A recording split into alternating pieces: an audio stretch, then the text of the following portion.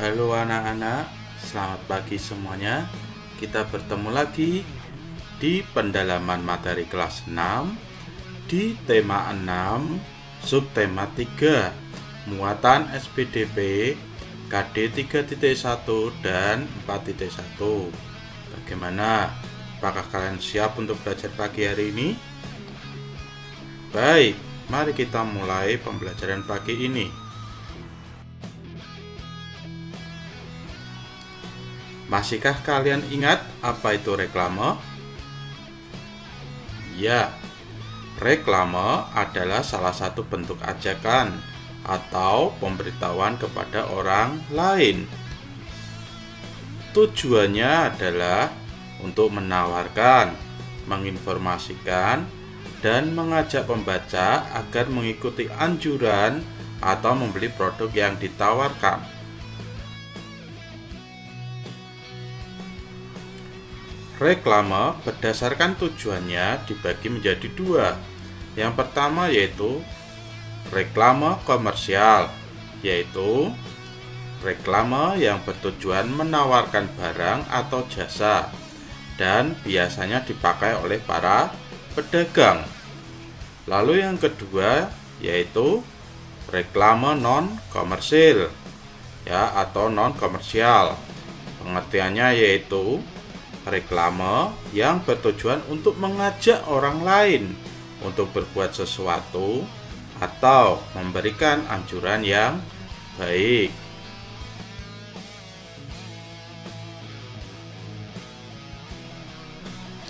Nah, sekarang kita akan belajar reklame berdasarkan jenis medianya, dibagi menjadi 3.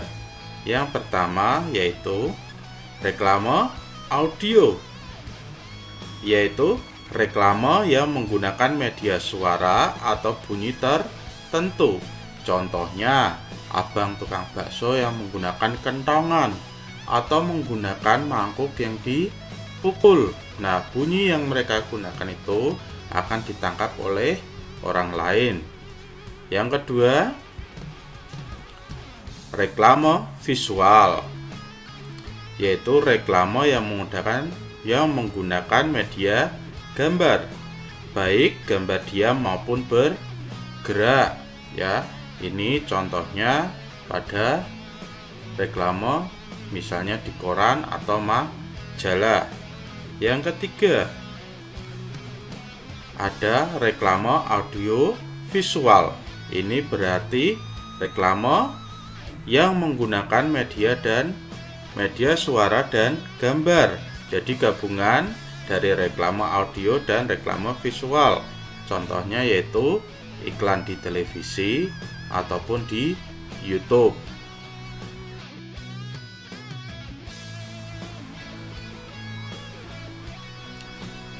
Masihkah kalian ingat contoh dari reklame? Ya, reklame banyak jenisnya, tetapi pagi hari ini kita akan belajar 4 contoh dari reklame.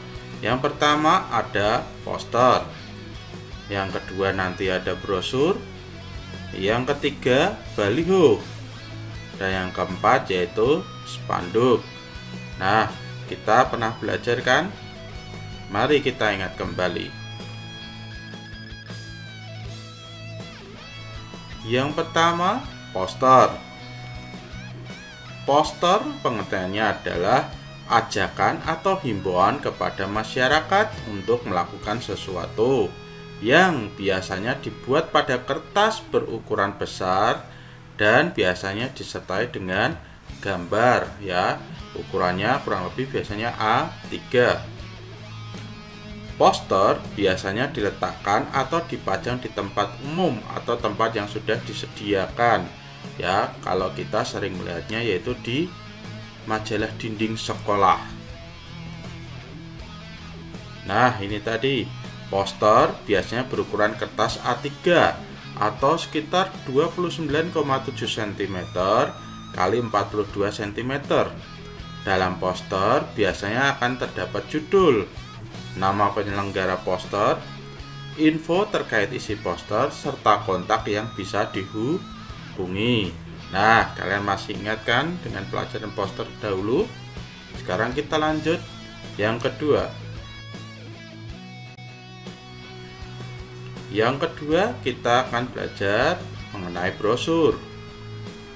Brosur adalah reklame berupa lembar kertas yang biasa dibagikan kepada masyarakat umum. Brosur biasanya berisi informasi atau memperkenalkan suatu produk. Brosur memiliki ukuran lebih kecil dari poster, yaitu biasanya berukuran A5 atau sekitar 14,8 cm dikali 21 cm, sehingga memudahkan pembaca untuk membawanya. Dalam brosur biasanya juga terdapat judul, nama penyelenggara, info terkait isi brosur, serta kontak yang bisa dihubungi.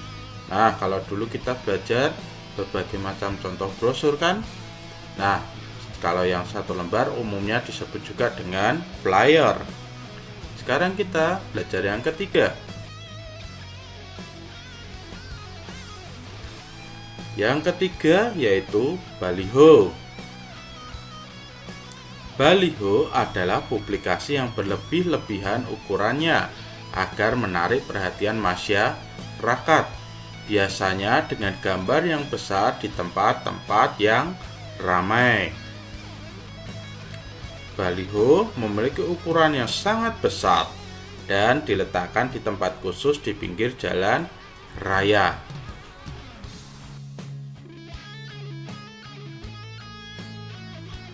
Yang keempat ada spanduk. Spanduk adalah kain yang direntangkan yang berisi slogan, propaganda, berita yang perlu diketahui oleh khalayak umum. Spanduk memiliki ukuran lebih kecil dibandingkan baliho. Biasanya terbuat dari kain persegi panjang yang pada ujung-ujungnya dikaitkan dengan tiang atau pohon. Nah, sekarang kalian sudah memahami kan beberapa contoh dari reklame. Mari kita belajar ya, melihat contoh-contoh reklame.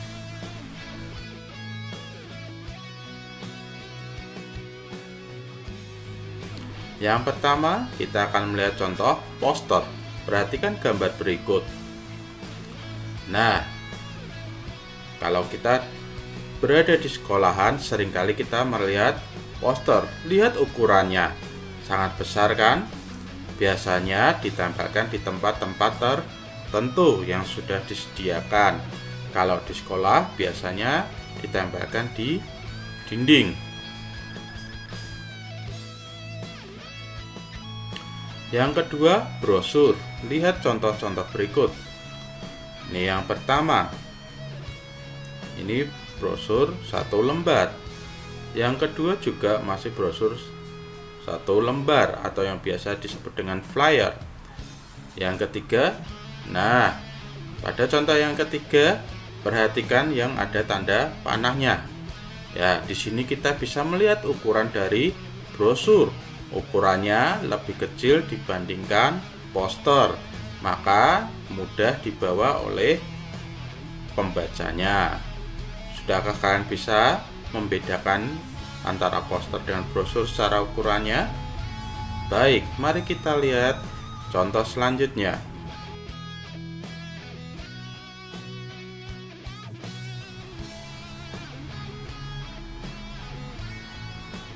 Contoh selanjutnya, baliho. Perhatikan gambar berikut. Nah, di situ terdapat dua reklame. Mana yang merupakan baliho? Nah, yang ditunjuk dengan tanda panah itu adalah contoh baliho. Lihat ukurannya, sangat besar kan? Oke, sekarang kita lihat gambar yang kedua. Nah, kalau kita pergi jalan-jalan di jalan raya, perhatikan di samping kanan kiri sering kita melihat banyak sekali baliho yang ada di jalan raya. Nah, yang ketiga, ada sebuah contoh baliho di mana di zaman modern ini ada baliho yang modern, biasa kita sebut dengan videotron. Manakah ini? Nah, Lihat kotak hitam yang ditunjukkan oleh tanda panah. Itu adalah Videotron, merupakan baliho yang modern. Terakhir, kita bisa melihat contoh yang lainnya. Nah, yang terakhir kita akan melihat spanduk. Nah, pada gambar yang sama dengan baliho tadi, berarti spanduk ada yang di sisi kanannya. Ukurannya kecil, biasanya ujung-ujungnya dikaitkan pada tiang atau pohon. Pada contoh yang pertama, lihat ujungnya dikaitkan dengan tiang. Sekarang lihat contoh yang kedua. Nah, contoh yang kedua adalah spanduk yang ujungnya dikaitkan pada pohon. Dan yang terakhir, ini adalah contoh spanduk yang berisi iklan.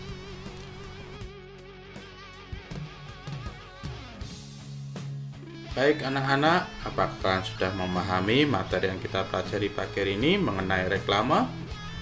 Oke, saya berharap kalian bisa memahami isi materi yang kita pelajari tadi. Terima kasih sudah belajar bersama.